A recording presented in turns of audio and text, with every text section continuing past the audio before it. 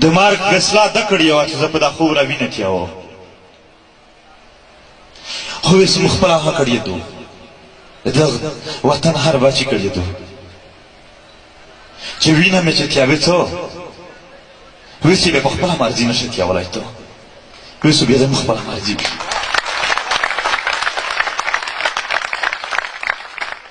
په دا ناول که تو څوک جیل ته واړه تو په مرضي تو په زور واړه اوس داسې وخت راغلی دی چې جیل ته څوک وړي څه هغې اول نه ټپلي وي چې زه مې وړې او در سره درېمه وهم غټ سوچ ته ورته وکړي سوچ بدلېږي دا شاید دا چې توکو و دا زه درته بېواسه و ویس زه ځم تقریبا د واس تشتان جوړوو میږ مجبوري شوي دو میږ لونې شوي نه یي نه میږ ماست شوي نه م پړي پرې کړي دي نه م زولانې پرې کړي دي میږ په دا خوره باندې ډېر ذلیل ژوند تېروو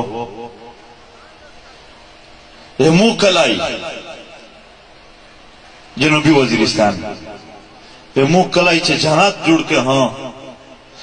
خو چې په شمالي وزیرستان په بکاخیل یا د پښتنو په بل ګوټو کښې پښتین ته تکلیف وي په خدای که په جنات زه خوشحال شم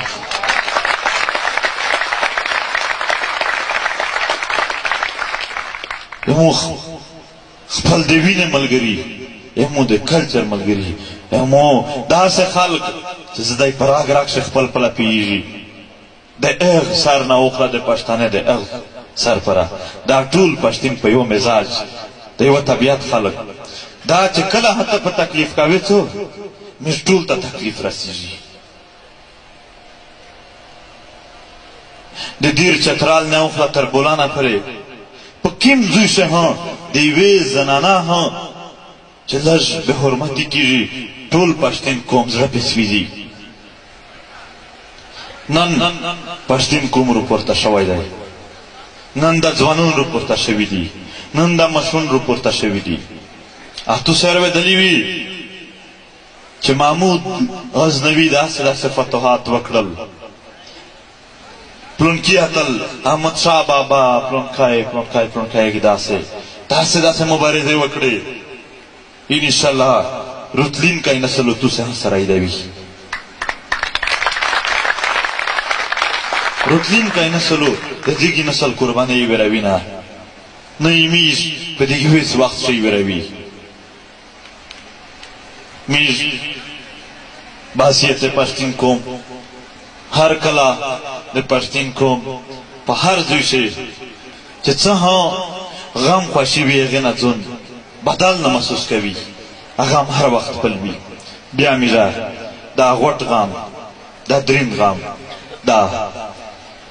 په سر وخوڅه چې لرې کولی شي دغې خاورې نه او د دغې خاورې سپېشل نن دلته د علاقې خلق ډېر راغلی دی زه یو خاص د دغې علاقې د ځوانونه یو چې څومره نور خلق ته دغه نه کوو د خپلې علاقې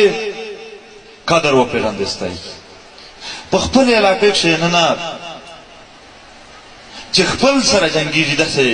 پوزیشن چې یو جوړېږي تاسو یې ختم کوئستی تاسو کوشش کوئستی چې په دغې خوبره باندې هغه خلک چې دای لوټ شي وارث د کور نه ووځي په یوه کیله باندې په یوه دفتر ښه کښېني بیا په خپله مورنۍ ژبه نه ورسره پوهېږي ژبه ورته بدله کړو چېرته داسې ژبه چې فیصل آباد او د لاهور خلکو پوهېږي په هغه ژبه کښې د خپل تربره بدنیتي ورته شریکو او هغې هغه تنګولې دغې باندې جبر کولو کوشش شریکو هغه خلک ته خبر شي میږ د مینې پیغام راوړی دی میږ په دا خوره باندې د تو بچیون ته امن غواړي ته دا چار مه کوه ته دا چار مه کوه د دغې خلکو ته نه ډېره ګیله کېږي میږ داسې امن نه غواړي چې په هغه کښې مرګي نه وي میږ خو د تو مرګ ته هم په دا خوره بدامني یي چې کرور د شي هر شی د جنګ د ختم شي میږ د جنګ مکمله ختمه غواړي میږ ډېر لوی د ژوند پیغام راوړی دی په دا د ژوند پیغام چې میږ ته قسم قسم تکلیفونه پېښ شول او میږ بیا هم د خوښۍ خبرې کوي. میډیا بیا نو چاته د روغ خپلولې کیسې کوي. هغه خلک چې د میږ مطلب د دغه ژغورنه غورځنګ د هر غړي د دیګي د مارګ او د دیګي د ستړیولو دپاره د یاره سره ملاو دی. دا د ژغورنې ملګري خو هغه بچیون ته په دا خبره چې همون روڅي خو تو بچیون ته روڅي هغې کیسه کوي دی